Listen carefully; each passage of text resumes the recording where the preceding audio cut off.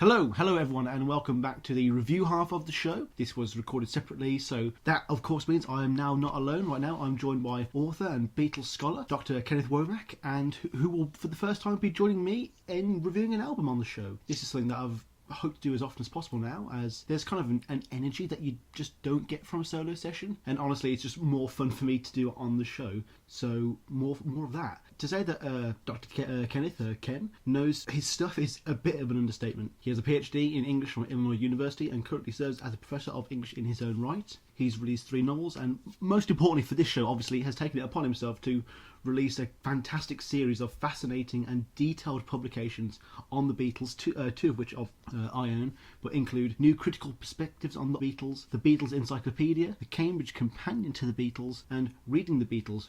I've been looking forward to this one for a while now. I've wanted to get Band on the Run, arguably the high point of this musical show, out of the way before I start to bring on people to review of the rest of the discography. Not that I'm saying everything from now on is going to be a worse album, but I think it'll be a lot more fun with 2 people.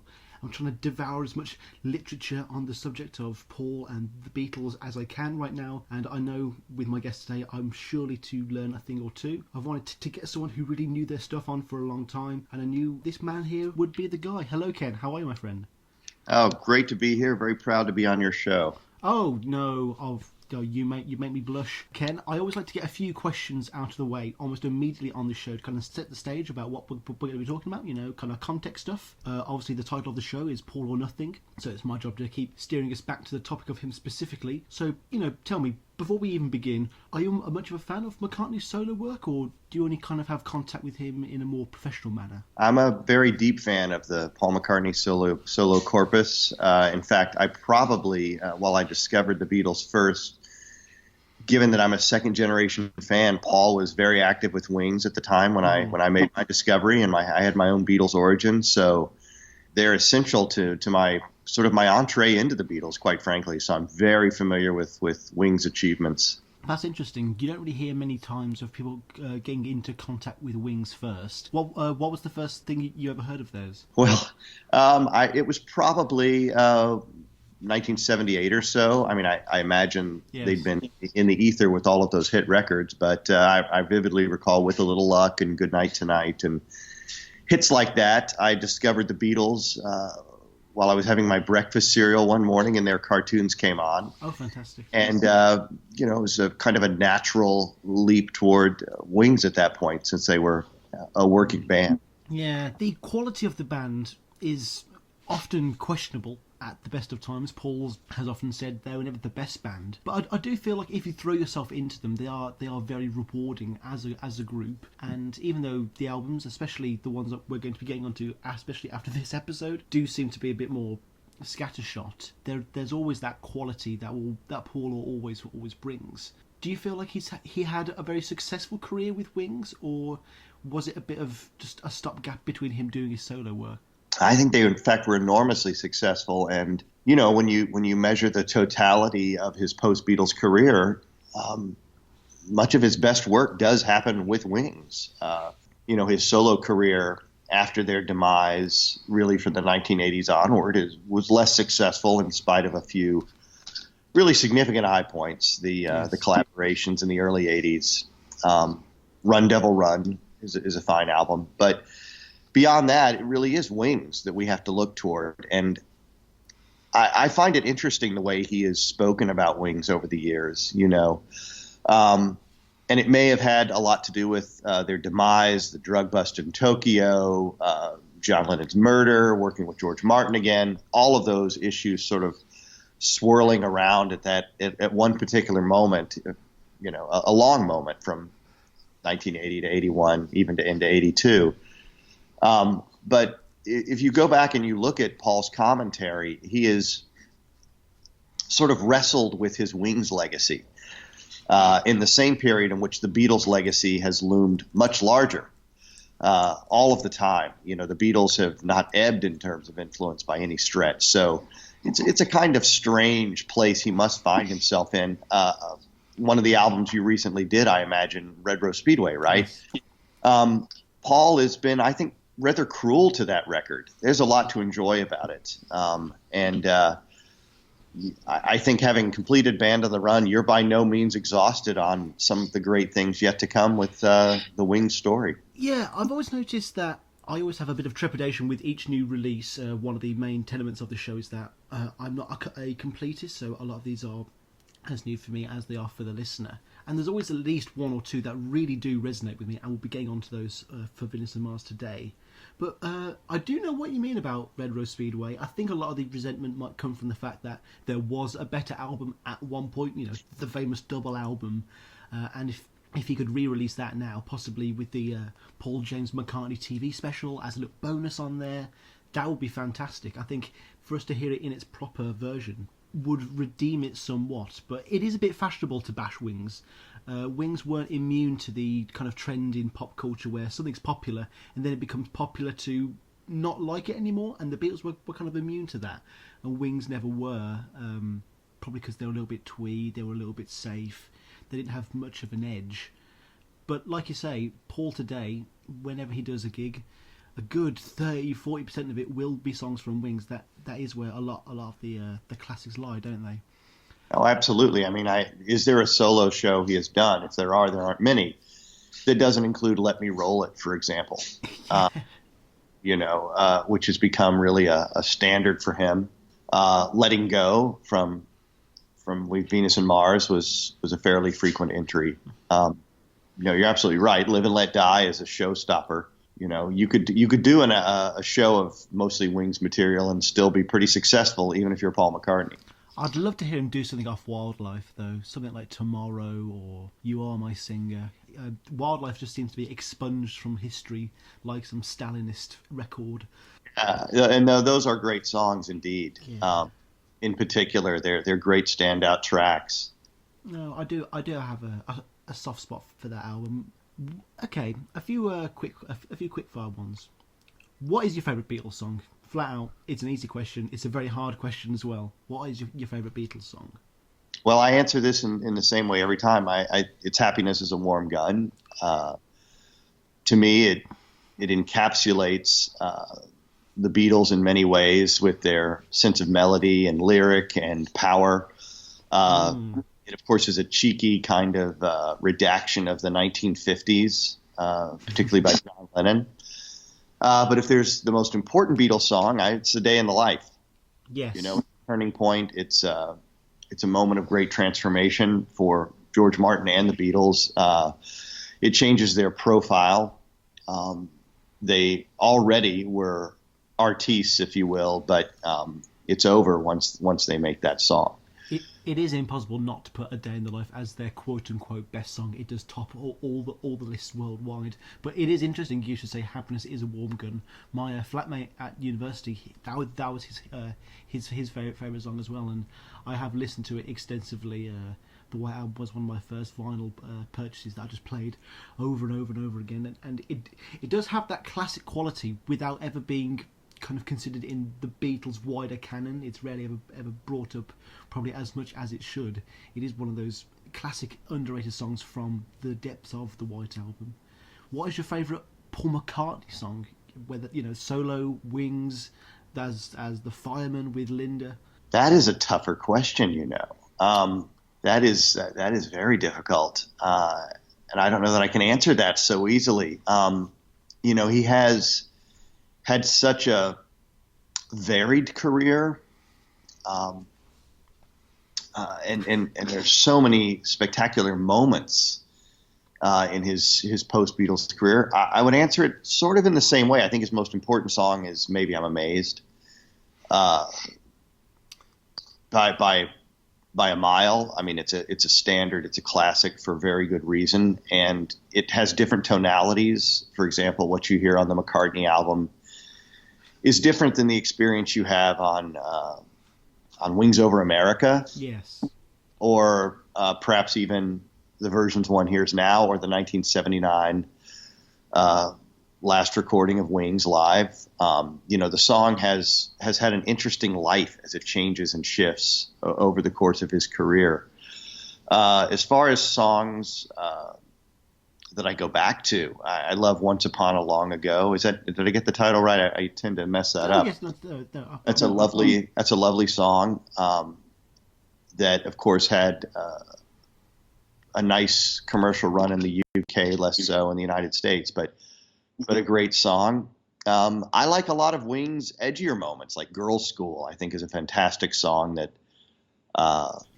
It does have those moments. Yeah, it is very cheeky. Or certainly "Soily," at the end of the Wings Over the World show. So, but I would have to say it's Maybe I'm Amazed is his career moment that, and he's noted that as well, that'll very likely be the song after the Beatles he's known for, just as we might know John for Imagine, and certainly George for My Sweet Lord, or perhaps All Things Must Pass, and Ringo for Photograph. They each have their shining moments.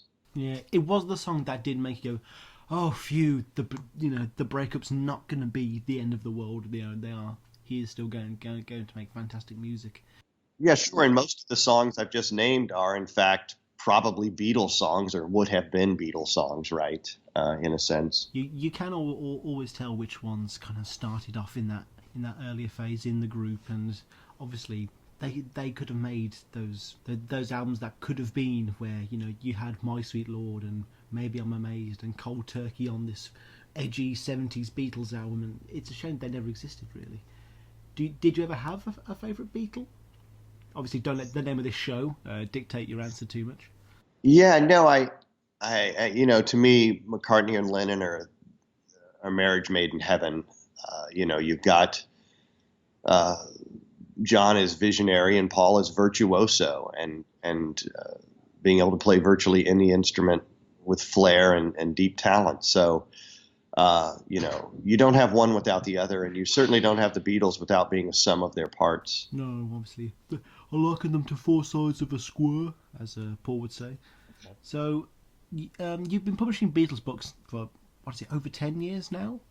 But how far back does this Beatles relationship go? Like, how long ago were you eating those cornflakes in the morning? Well, to be fair, it was King Vitamin, and it was about 1978. So I think I'm about 40 years in now on my Beatles studies. So as I said, I'm a second-generation fan, but Wings was very much a part of my emergence because they were so easy to grasp at that point. The Beatles obviously weren't hard to buy when you went to your local record shop, but Wings was a going concern.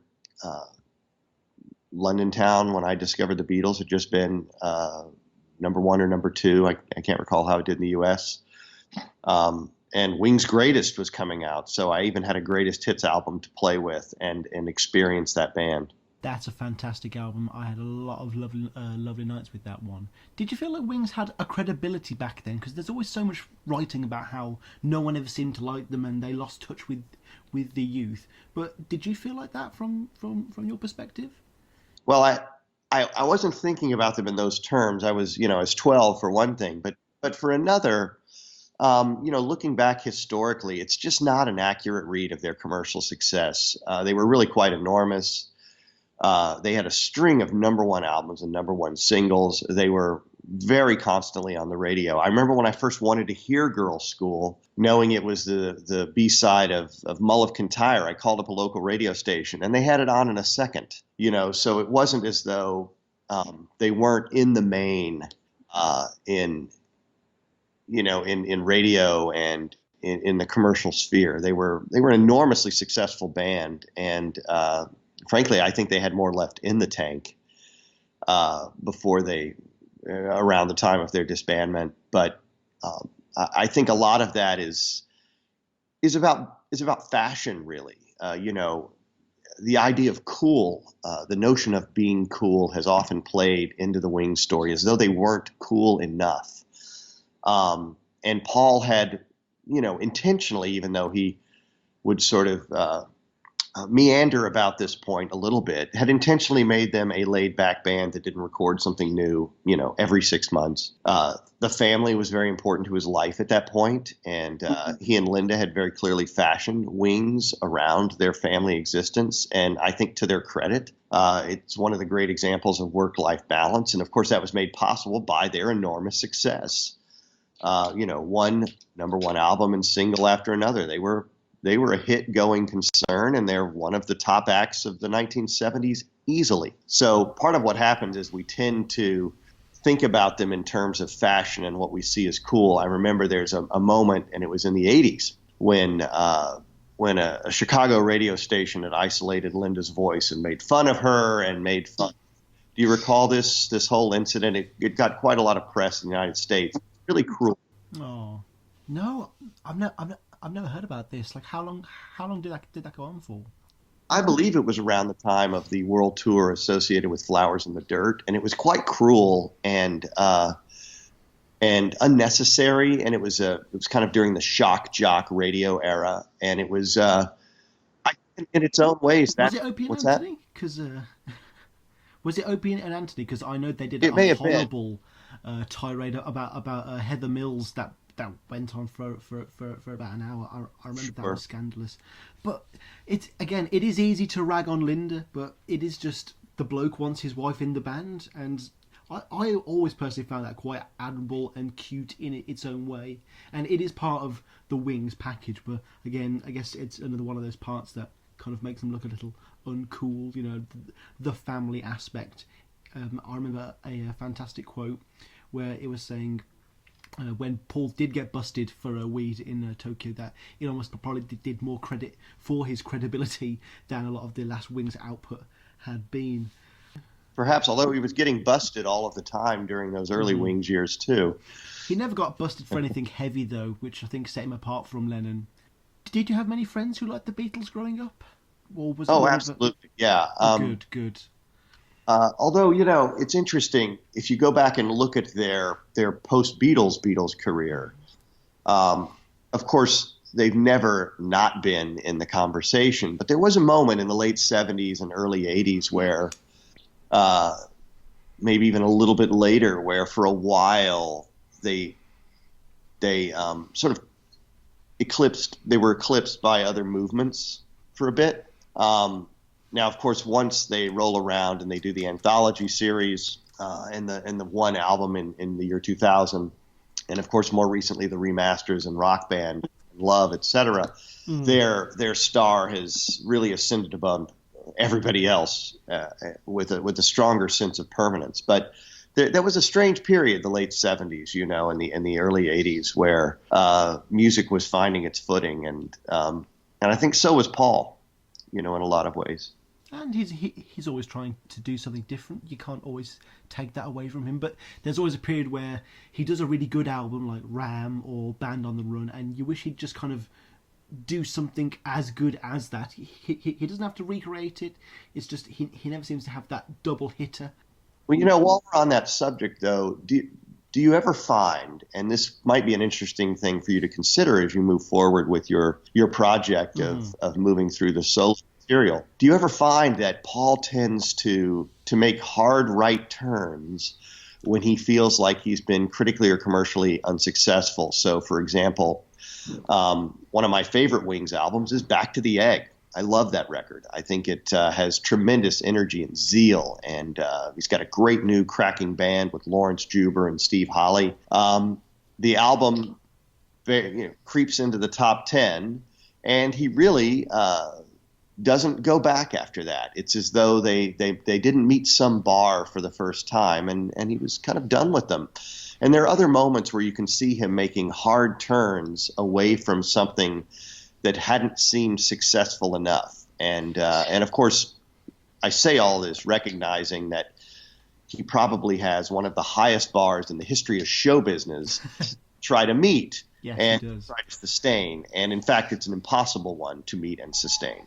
Well, something we always talk about on the show is how Paul always seems to work best when he's working against something. Like, obviously, during the Ram period, the first post-Beatles writing session, he had something to work against. He was trying to prove himself during Band on the Run. And then in later ones, he doesn't seem to have that same resistance, that same drive. So he will try and make those left turns just to kind of create almost a sense of resistance just for himself, to keep himself on edge. I think he knows that if he gets too relaxed, he doesn't put out as fine a work, whereas when he had Lennon there to kind of keep him on his toes and, you know, stab at his heels, he was a bit more on edge and would be a little more creative.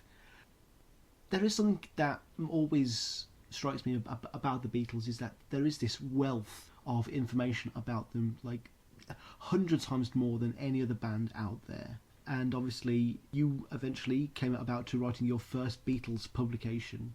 Already by then there's hundreds of books on the topic.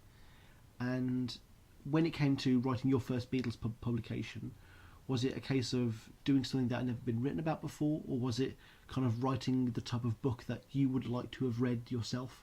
Well, there are at this point 2,000 or 3,000 Beatles books, and of course, in the age of self-publishing, people are putting them out with great acceleration. Yes. I would say, though, that what I'm interested in, and the one story that brings me back again and again, and I think it's what's led me to George Martin, and perhaps maybe I'm closing in on the end of my Beatles part of the journey, but what I find just indelibly interesting is the trajectory of the art, the fact that they are this wonderful 4-piece band that George Martin finally comes around to taking a chance on. And, they make Please Please Me. And it really is just a straight, crazy upward trajectory all the way through the end of Abbey Road. And there's nothing like it in art, whether it's literature or painting or movies.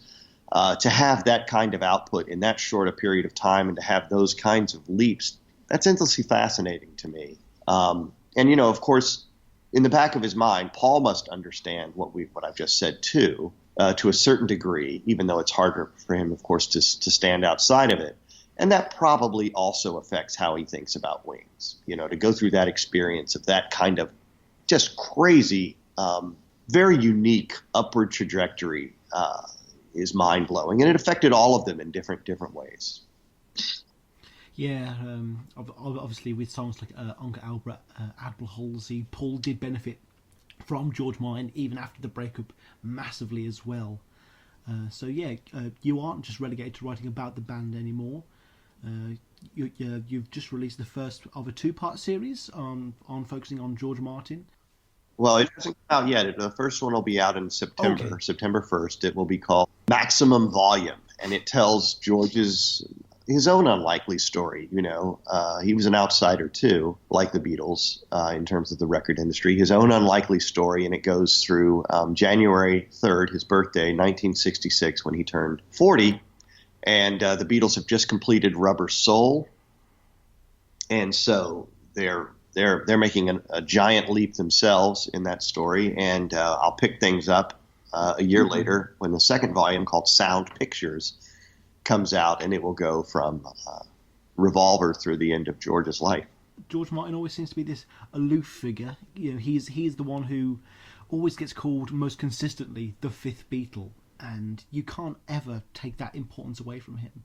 No, there is no Beatles without him. I'm quite confident of this. I know it may seem like an easy thing to say since he's my subject, but it's true. He has to buy in, and there is a moment. The great Mark Lewison, the wonderful British biographer, isolated a moment in November 1962 when George was in finally, when he recognized that damn it, this is the band. I'm going to throw in my lot with these guys. So, what is it about George Martin in terms of the Beatles story that particularly drew him to you as a character? What does he represent to you in their story? He is the enigma in a way in this crazy machine of Beatles. I say that because, one of the great aspects of their story that I think we're going to come back to again and again, especially as we think about them in the future, is the fact that they were outsiders. We talk a lot about disruptors in industries now, with great meaning, and we should be talking about this. How do you disrupt, a business? The Beatles disrupted the music business, and they did it for all time. But the way they did it wasn't just because they were really inventive musicians who had cut their teeth in Hamburg, although all those things are true. They did it because they were outsiders. They were from Liverpool, which, as you know, was the sticks as far as anybody was concerned. Culturally, they were from the backwaters. Brian Epstein was a novice manager. He had no credentials other than a big record business in the North Country. And they came down to London, and they busted their way in. But the man who broke down the door for them was George Martin. But George Martin, and they would not have known this at the time, was also an outsider. He was from the wrong side of the tracks. He had the fake accent that he had culled together during his years in the Fleet Air Arm, hanging out with the officers. He had fashioned a new sense of identity in order to reframe himself if the time came, and it did come when he was hired as the assistant A&R man at Parlophone. So the great aspect of their story that George makes possible is the outsiders sort of storming the building. He is the missing piece in the sense that these guys needed someone to guide the ship. And he was an older man. He was, 36 when he met them, so they thought he was the oldest man on Earth. He was the adult to them, wasn't he? He really was that adult. He was teacherly in the sense that, he was speaking very clearly with a posh accent, which must have been halting for them until they found out who he really was. And he held a lot of cultural power with them. They would listen to him. They'd push back, but they would also listen to him. And they listened to him for far longer than they probably listened to anybody else. And so for that reason, for all of those reasons, he was able to sort of be the ramrod that they would use to push down the doors. So George Martin, he kind of came from that classical background, and how long was it before he kind of trusted the Beatles as songwriters to start progressing music? Because for their first possibly 2, arguably even 4 albums, they are just doing the standards. They're writing the 12-bar blues, love tracks, From Me to You. It's to court the crowd. How much of that was George Martin trying to sculpt them in a way that would sell music? Well, I mean, they're trying to consolidate, if nothing else. They realize that with songs like Please Please Me, From Me to You, She Loves You, that string alone showed that they could push themselves into the public consciousness in a different way.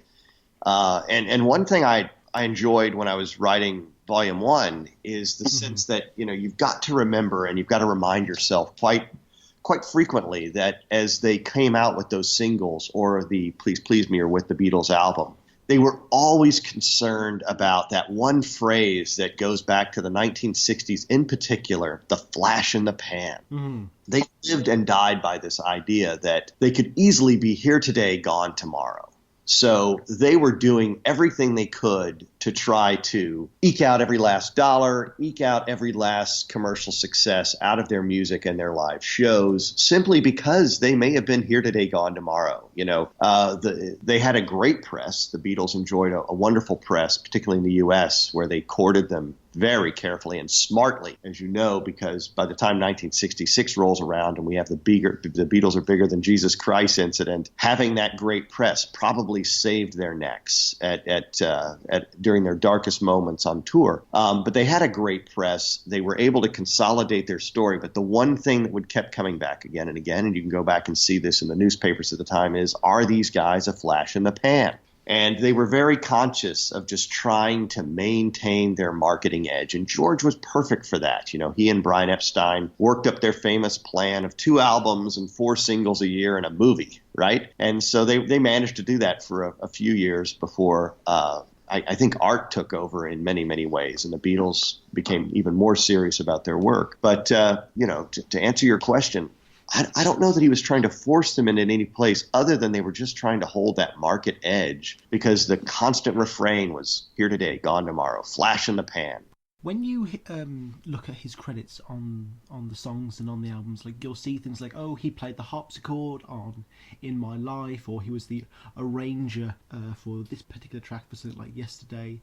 How much of it was him being in the studio, coming up with ideas, the actual nitty-gritty of songwriting? Well, I mean, you just named some huge moments for him. First of all, the harpsichord. He doesn't play the harpsichord. He plays the piano, which he had sped up. Oh, is it actually a piano? Yeah, absolutely. If you'd like, we could do a whole episode on this, on the studio trickery that George would perform. That was his wind-up piano technique. And of all of what you just said, it really demonstrates the enormous power and freedom he had with that band. They trusted him very, very much to allow him to slip in that piano solo and do what he did. They gave him a lot of space. He was, as you said, he has classical training, but, he could play a mean piano on Rock and Roll, right?